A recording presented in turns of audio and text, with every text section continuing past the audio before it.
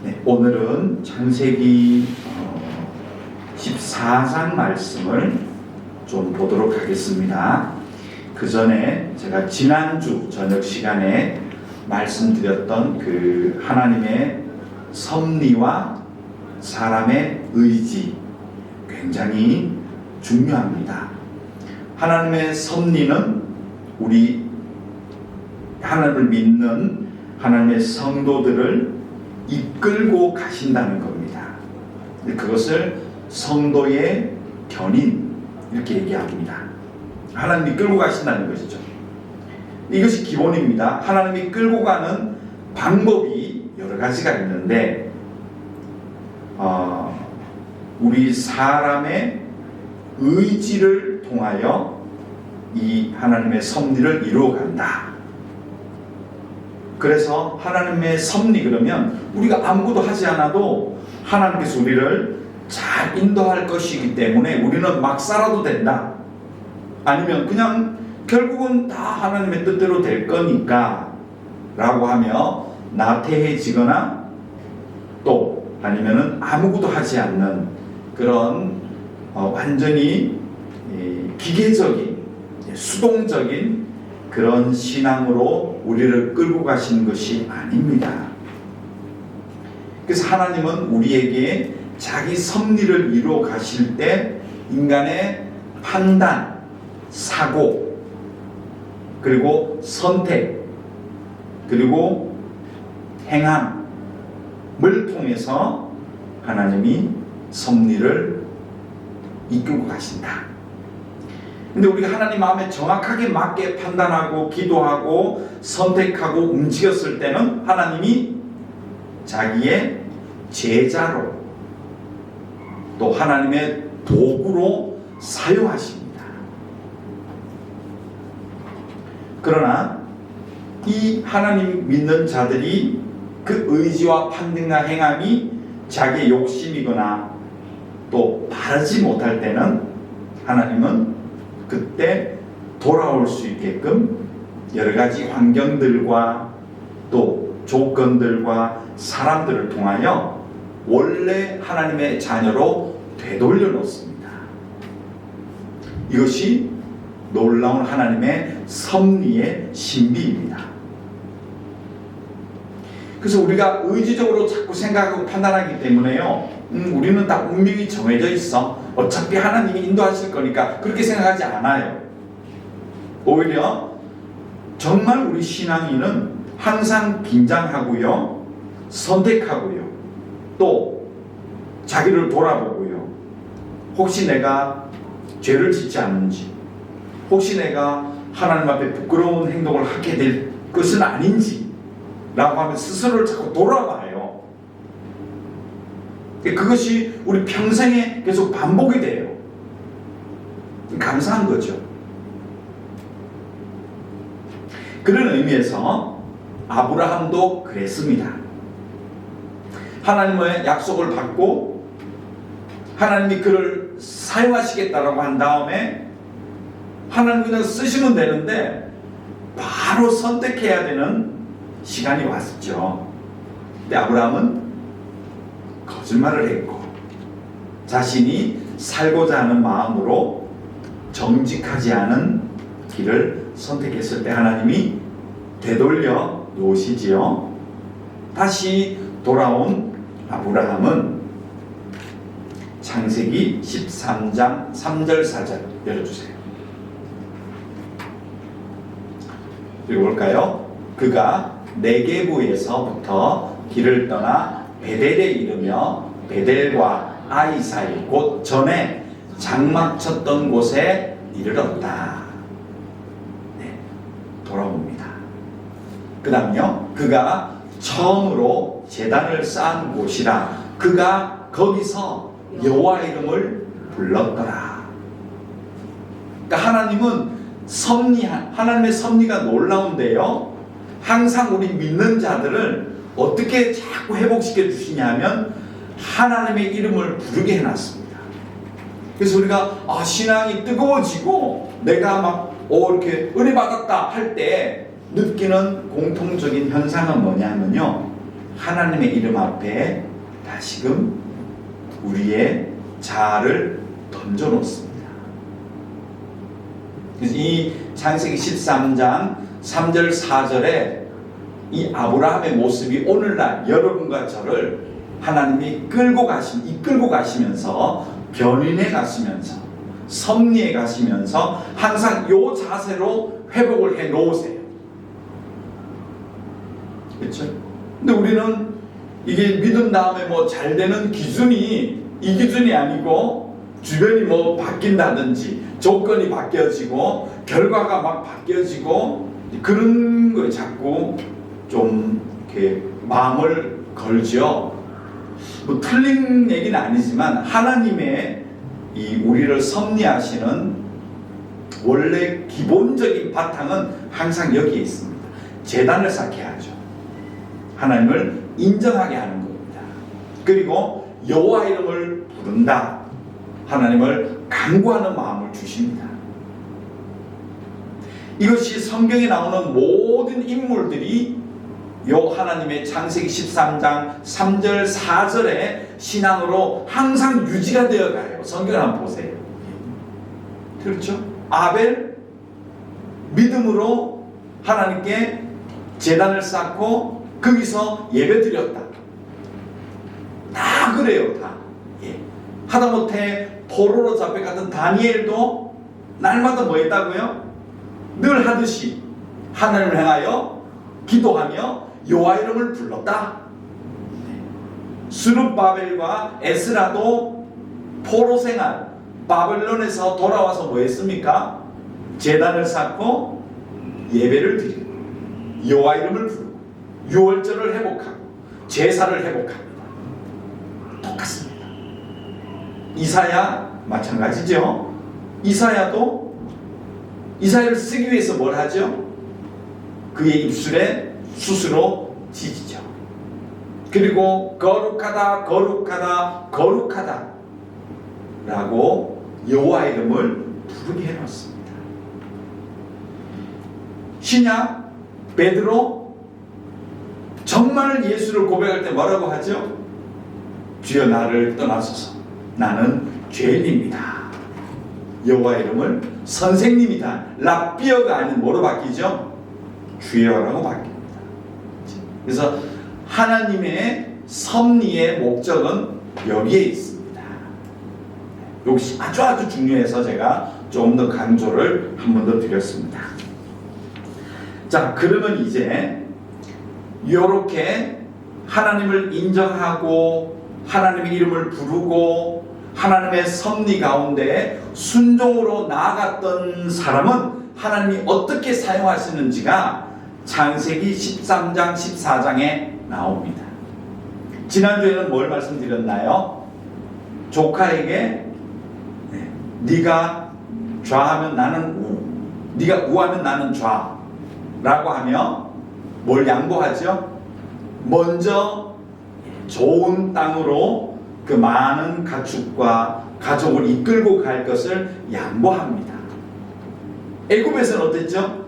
살아남으려고 뭐 부인도 없어요. 누나입니다 이렇게 얘기했다가 그 모습이 전혀 없죠. 이게 아브라함이 뭐 성격이 바뀌었나요? 어느 날 갑자기 이기적인 사람이 아주 이타적이 된 사람이 됐습니다. 성격이 바뀐 게 아니고 어떻게 했다고요? 하나님의 사람으로 하나님의 섭리를 보는 그 여호와 이름을 부르는 오늘 이 본문 말씀으로 회복되었기 때문에 아브라함이 변화된 겁니다. 그래서 여러분과 저의 성격은 안 변해요. 뭐 타고난 성격인데요. 오래 감사하며 사십시오. 그러나 우리의 의지와 판단과 행함은 바뀔 수 있습니다. 그게 여호와 이름을 불렀을 때, 하나님을 인정했을 때, 하나님이 더 가치 있는 그 영광의 눈으로 봤을 때 철저하게 그 조카 롯의 입장에서 서서 그 롯을 위하여 선택을 해주는, 양보하는, 사랑하는 마음이 아브라함에게 생겨났습니다. 오늘 두 번째입니다. 그 다음 이렇게 하나님으로 세워진 사람 아브라함, 하나님이 이제는 어디에다 쓰시는지 한번 볼까요? 창세기 14장 1절 2절입니다. 자, 이때 무슨 일이 벌어지냐면 세계 전쟁이 일어납니다. 지도가 있습니다. 그 밑에 보세요. 지도 열어주세요. 여러분, 이 지도가 조금 보이시나요?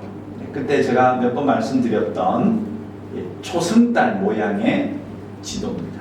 이 녹색 지도는 그 당시에 모든 세계의 문명과 문화와 나라가 세워졌던 지역이죠. 그래서 이 강을 따라서 유프라테스 강과 티그리스 강을 따라서 페르시아만으로 들어가는 이 지역, 아주 이게 땅이 비옥하고 여기에 문화와 문명 그런 것들이 발전을 해서요 이 지역을 이룹니다. 근데 이때 이 위쪽, 지금의 시리아예요. 저기가 터키죠. 터키와 이라크, 그리고 이란, 그리고 시리아, 터키 이 지역입니다. 그리고 남쪽으로 이스라엘, 그렇죠? 팔레스타인, 시리아, 그 다음에 이집트, 애국 이런 지역으로 내려옵니다. 근데 이때에 나라가 형성이 되는데요. 저 강을 따라서 유프라테스 강과 티그리스 강을 따라서 이거 나는 지도를 한번 열어보세요. 이 지금도 저 강을 따라 지금은 강이 다 말라버렸는데요. 대신에 호수가 중간중간에 많이 나와요. 한번 보십시오. 지도를. 옛날 강이 창궐했다는 걸 알 수가 있겠죠. 저 강을 따라서 4개의 강력한 나라들이 형성됩니다. 이름이 14장 1절입니다. 시날, 그렇죠? 그 다음 엘라살, 그리고 고임, 그리고 엘람, 뭐 이런 나라들이 있는데요. 뭐 잘 안 외워져요. 안 외워져도 돼요. 저도 못 외워요, 솔직히.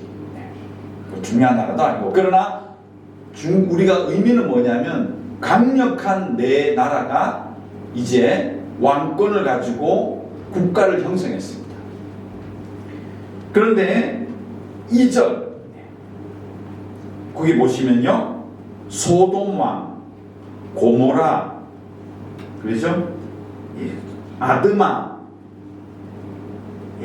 그리고 스보임, 그리고 벨라라고요. 곧 소환 같은 말인데요. 요 5개, 여기는 왕이라는 게 5개 종족들이 이렇게 지금 지도 한번 열어주세요. 이게 안 보일 거예요. 더 지도를 더 상세하게 펴야 되는데, 사해 아시죠? 사해, 영해. 사해 아시죠? 이 사해를 따라서 이 호수 주변으로 여기 이스라엘 가나안 지역에 요 5개 마을이 형성됐습니다. 그래서 이 위에 강력한 군대들이, 국가들이 이 남쪽을 다 지배를 하고 있었습니다. 그래서 조공을 바치고 이런 관계였는데요. 이 5개 밑에 조공 바치는 사해 근처에 있던 나라, 그 중에 하나가 여러분 잘 아시는 소돔과 고모라입니다. 그 나라 5 왕들이 연합을 해요. 13년 동안 조공을 바칩니다. 13년. 그리고 13년째가 돼서 우린 더 이상 못 살겠다, 이제 안 한다, 이렇게 반역을 일으켰습니다. 그랬더니 위에 이 유프라테스 강 쪽에 있던 다마스커스, 이집트 남쪽이 되겠죠. 터키, 죄송합니다. 그쪽 왕들이 연합을 해요. 내려가자, 손을 보러 가자. 그래서 이 남쪽으로 이스라엘 땅으로 내려가요. 자, 8절 9절. 8절 9절입니다. 네. 뭘까요? 소돔 왕, 고모라 왕과 아드마 왕, 스보임 왕과 벨라고 소알 왕이 나와서 십딘 골짜기에서 서로 붙었어요. 이 사해, 요단강에서 발원해서 갈릴리로 해가지고요 쭉 내려가는 그 골짜기를 통해서 이 군대 땅 서로 5대4가 붙습니다. 시딤 골짜기에서 그들과 전쟁을 하기 위하여 진을 쳤다. 그래서 엘람 왕, 고임 왕, 시날 왕, 엘라살 왕이 또 이게 5대4로 붙는다 했죠. 네 왕이 곧 그 5왕과 맞습니다. 이게 성경에 나오는 최초의 세계 전쟁입니다.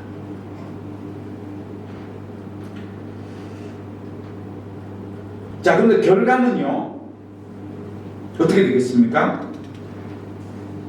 11절, 12절. 읽겠습니다. 네 왕이 소돔과 고모라의 모든 재물과 양식을 빼앗아가고 소돔에 거주하는 아브라함의 조카 롯도 사로잡아가고 그 재물까지 전부 노락하여 갔더라. 이 5개의 왕들이 대패를 합니다. 그 북쪽에 있었던 네 왕국의 왕들이 그 정도로 끝나지 않고요, 이 왕들을 다 무찌르고 아말렉 족속까지 치고 이 골짜기 길을 따라서 돌아갔다는 거죠.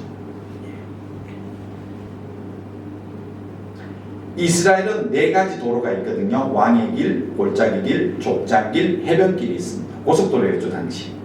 그래서 왕의 길로 쭉 내려와서 다 치고 골짜기 길로 시딤에서 무찌르고요, 전부 잡아서 다시 그들의, 아까 보셨죠? 지도에서요, 자기들의 본거지로 돌아가기 위해서 길을 어디로 들었었냐면 골짜기를 들어서서 올라가고 있었다는 것이죠. 이제 돌아가는 거예요. 다 이기고 다 뺏었고 간다는 것이죠. 그때 창세기 14장 14절. 자, 읽겠습니다. 아브라함이 그의 조카가 사로잡혔음을 듣고 집에서 기르고 훈련된 자 318명을 거느리고 단까지 쫓아갔다. 단이 어디입니까?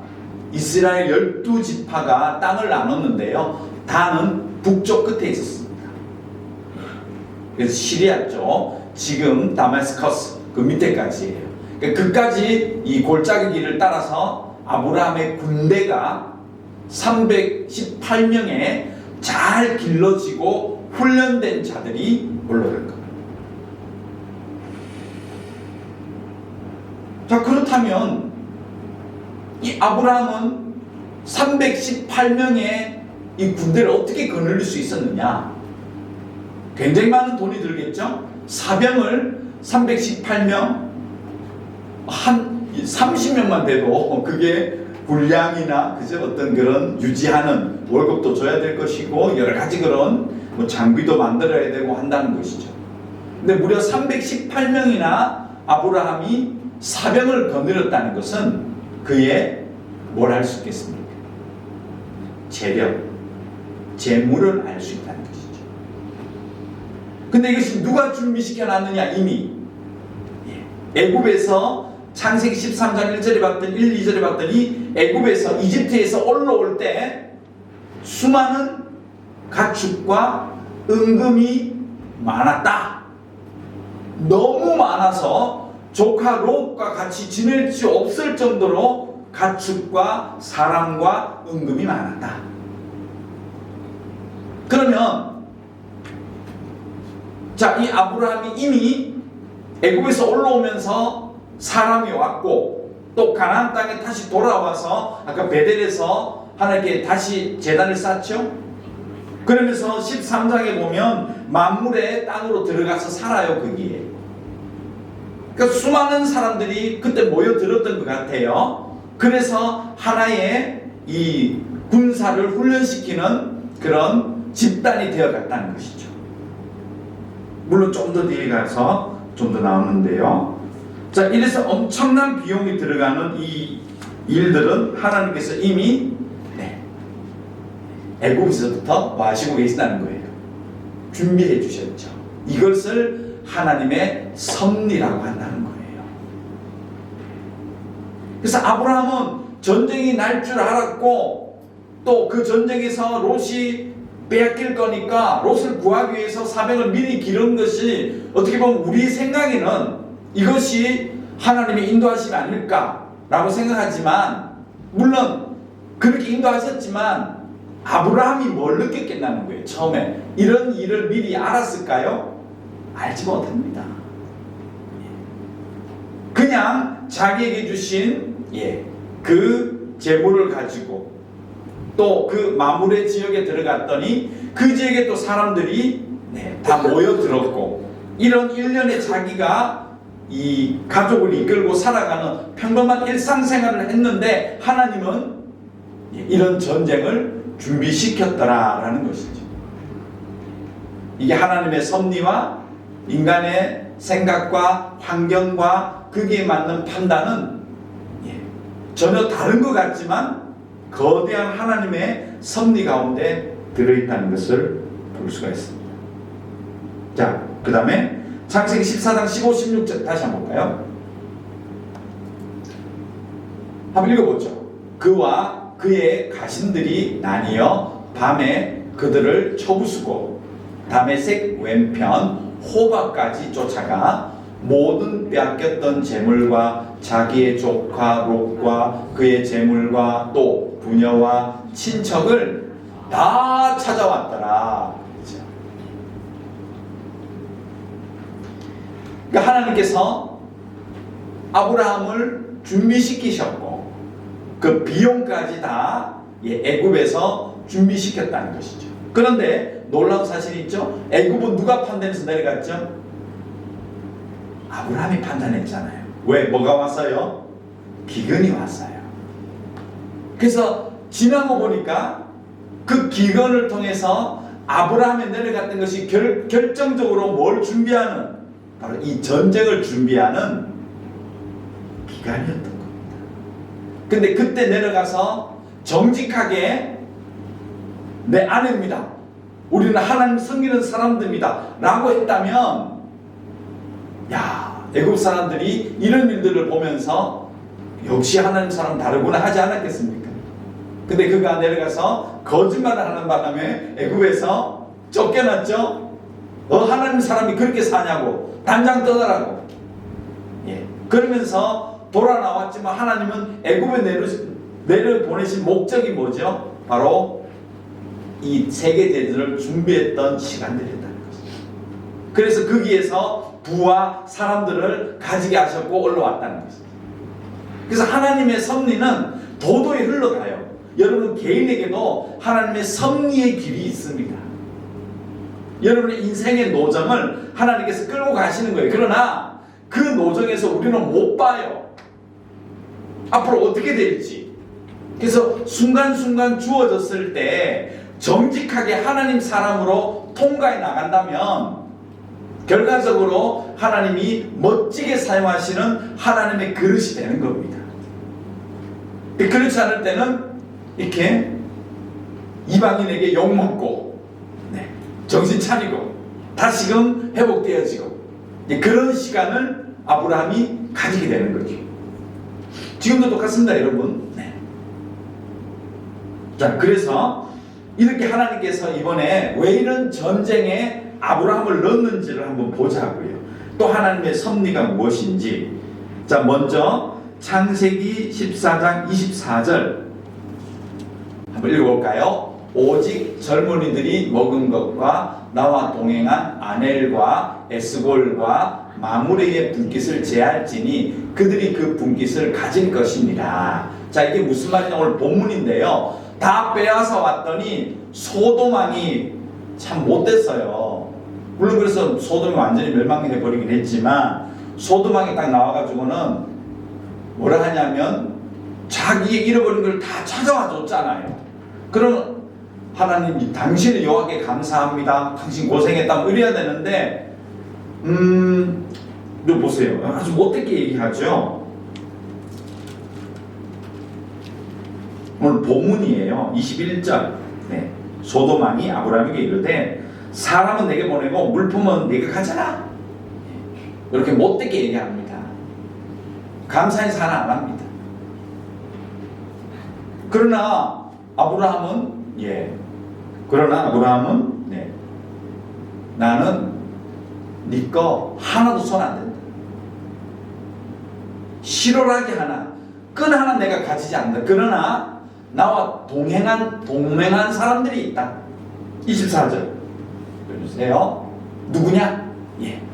바로 아브라함이 네겝으로 올라와서 단을 쌓고 또 거기서 마므레 지역으로 들어가서 거기서 살아갈 때 함께 그 주위 사람들과 살게 됐는데, 그들의 이 사람들과 함께 동맹을 맺어서 이 전쟁을 했던, 밑에 보이시죠? 오직 젊은이들 먹은 것, 자기 318명의 용사들이 먹은 것, 그리고 함께 동행했던 아넬, 에스골, 마므레, 이거는 아말렉 족속입니다.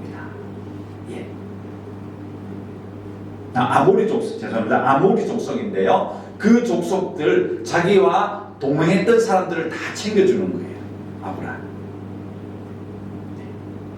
그래서 그들이 뭐라고 생각했어요? 야, 역시 하나님의 사람은 다르구나. 그러면서 자기가 살아가는 그 지역 사람들에게 굉장히 좋은 영향력을 보여주고 있죠. 그 다음에 오늘 본문에 보시면 아까 15, 16절을 보셨는데요. 하나만 올라가 주세요. 지역이 어디까지 갔다 그럽니까? 다메섹까지 갔죠. 다메섹이 지금의 다마스커스입니다. 다마스커스. 그러니까 지금의 터키까지 올라갔다는 것이죠. 굉장한 길을 올라갔습니다. 그러면서 이 하나님의 군대, 아브라함의 군대를 수많은 종족들이 보게 됩니다. 그리고 이 군대는 누구랑 싸웠나요? 17절. 자, 뭐라고 하죠? 17절. 아브라함이 그돌라 오멜과 그와 함께한 왕들을 쳐부셨다. 이 네 왕이 아브라함 군대하고 싸운 거예요. 그 318명과 싸웠던 이 네 왕이 기가 막혔던 것이죠. 자기들의 이 거대한 왕국, 강력한 왕국, 이것으로 다 될 줄 알았는데 여호와를 섬긴다는 아브라함이 318명을 데리고 와서 자기들 패해버린 거예요. 여호와 이름을 보았고 듣게 됩니다. 그리고 돌아올 때 아까 만났던 못된 왕 소돔, 되게 싸가지가 없어요. 이 왕은 마음에 안 들어요. 아무튼 소돔 왕 만나죠. 요 단 읽어보면 아브라함도 은근히 좀 약간 빡쳤어요. 시체말로. 그래서 웃기지 마라. 네 것 손도 내 안 된다. 그 뜻이거든요. 그래서 이 소돔 왕도 만나죠. 그러니까 이 소돔 왕도 이 사람을 롯하고 다르다라고 생각하지 않았겠습니까? 왜냐하면 소돔에 롯이 살았거든요. 근데 롯은 별로 영향력이 없어요. 나중에도 보면 영향력이 없어요. 하나님의 사람 같긴 한데 사는 게 그렇게 진솔하지 않았나 봐요. 영향력이 하나도 없어요. 근데 소돔 왕은 아브라함을 보면서 정직하네. 그리고 사람이 따뜻하네. 저 사람이 여호와를 의지하는 사람이구나 봤다는 것이죠. 그리고 제가 언젠가 설교를 한번 말씀드렸던 누구죠? 살렘 왕. 저는 아마 예루살렘에 있었던 왕으로 봅니다. 자, 그 살렘 왕도 아브라함을 만났습니다. 그래서 이 왕도 아브라함을 딱 인정해서 뭐라 하죠? 지극히 높으신 하나님의 제사장이 함께 하셨던 여호와 하나님께 감사합니다. 이렇게 하나님을 나누었어요. 그러면서 이 아브라함의 이 전쟁을 통해서 지금 하나님의 이 사람이 엄청난 사람들을 만난 거예요. 그 네 왕 어디서 온 겁니까? 페르시아만에서 왔다는 것이죠. 수메르 지역에서 왔다는 거죠. 얼마나 먼 길을, 바벨론 지역에서 왔으니까 얼마나 멀었어요. 아무튼 전 세계 사람이 이 318명의 하나님의 군대를 목격합니다. 하나님이 기가 막히게 사용하셨죠. 그것도 어떤 아브라함이 쓰였나요? 애굽에서는 거짓말하는 아브라함이었지만 여기서는요, 하나님의 이름을 부르고 제단을 쌓아서 여호와를 경배하는 그 하나님의 사람 아브라함, 사람을 사랑하고 함께한 자들을 챙겨주고 정직하고 그리고 마음이 따뜻한 그 하나님의 사람을 보고 있는 거예요.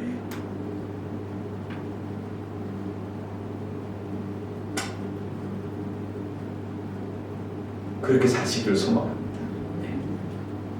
그러니까 하나님께서 하나님을 예배하는 자를 어떻게 쓰시는지가 나와 있죠. 자, 이거 직접 찾으셔야 돼요. 일부러 또 안 찾았습니다. 창세기 13장 18절 보세요.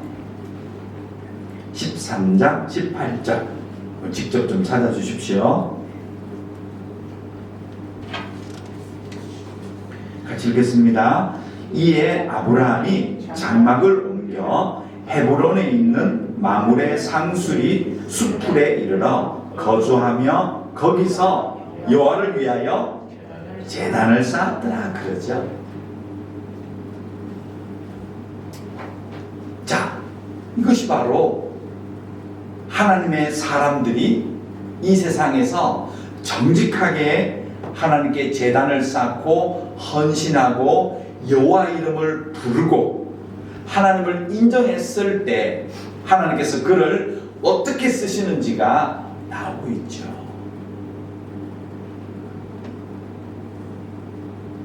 볼 수 있죠. 그래서 그는 완전히 바뀌었다. 그래서 거짓말했던 아브라함이 아니라요, 사람을 사랑하고 정직하고. 그러나 또 한편으로는 이 놀라운 5대4의 세계 전쟁의 최후의 승자가 누구죠? 아브라함이 되었습니다. 이것은 아브라함의 지혜입니다. 318명이 물론 잘 훈련되고 준비가 잘 된 군대였지만 하나님을 인정했던 아브라함이므로, 하나님의 이름을 불렀던 아브라함이므로 하나님께서 그를 사용하셔서 그의 지혜와 판단, 행동을 하나님이 귀하게 사용해 주셨습니다. 그리고 그를 통하여 오늘 여러 왕들, 여호와를 모르는 여러 왕들, 또 욕심뿐인 소돔왕, 그리고 하나님의 사람 살렘 왕까지도 모든 사람들이 여호와의 이름을, 여호와의 능력을, 여호와의 지혜를 보고 듣고 직접 체험하게 하셨습니다. 결론입니다. 사랑하는 여러분, 여러분의 현재 그 자리에서 하나님의 이름을 인정하십시오. 여호와께 단을 쌓고 여호와의 이름을 부르십시오. 믿음으로 하나님만 바라보십시오. 그때 하나님께서 지금 여러분이 처한 그런 지금까지의 모든 살아왔던 과정, 또 환경들, 사람들, 건강 조건들, 또 재력적인 것들, 그 모든 것들을 다 활용하셔서 하나님은 여러분을 복음의 메신저로, 복음의 사람으로 사용하시고 계시다는 겁니다. 그래서 오늘 설교 제목이 복음 전파자 아브라함 그랬죠. 이것은 아브라함 이야기가 아닙니다. 그렇게 어디 가든지 여호와를 위하여 제단을 쌓고 여호와 이름을 불렀던, 믿음으로 살았던 아브라함, 그는 하나님의 섭리에서 멋지게 쓰여지는 하나님의 그릇이 되어서 악한 사람에게든지 하나님의 사람에게든지 세상의 권력자에게든지 또 세상에 재물이 많은 어느 누구에게든지 하나님께서 그 사람 앞에서 여러분을 사용하셔서 하나님의 영광을 드러내신다는 겁니다. 지금 여러분은 누구의 이름을 부르고 계십니까? 어디에 서 계십니까? 여호와의 제단 앞에 헌신하시고요. 주님의 이름을 인정하시고요. 부르십시오. 여러분이 지금의 모든 환경 조건, 하나님이 그것을 사용하셔서 그 조건과 환경에 가장 알맞는 그런 역사로 말미암아 그 현장에 여러분들이 쓰인다는 것 명심하시고요. 우리에게 주어진 베트남 땅에서의 삶, 여러 조건으로 이 자리에 오셨지만 그 자리에서 여호와 이름을 부르시는, 인정하시는 하나님의 그릇이 돼 복음의 전도자로 귀하게 사용되어지시는 여러분과 제가 되기를 간절히 소망합니다. 기도하겠습니다. 하나님, 아브라함이 제단을 쌓고 여호와를 인정하고 하나님의 이름을 부르며 믿음으로 나아갔을 때 하나님이 그 아브라함의 조건을 쓰신 것처럼 오늘 우리도 베트남 땅에서 여러 가지 이유와 과정과 조건과 환경을 가지고 여기서 살고 있지만 하나님이 그것에 알맞도록 섭리하시고 하나님의 영광의 빛으로 우리를 사용하실 줄을 믿습니다. 하나님, 우리의 그 자리에서 하나님의 이름을 부를 수 있는 우리 모두가 되게 하여 주시옵소서. 예수님의 이름으로 기도드렸습니다.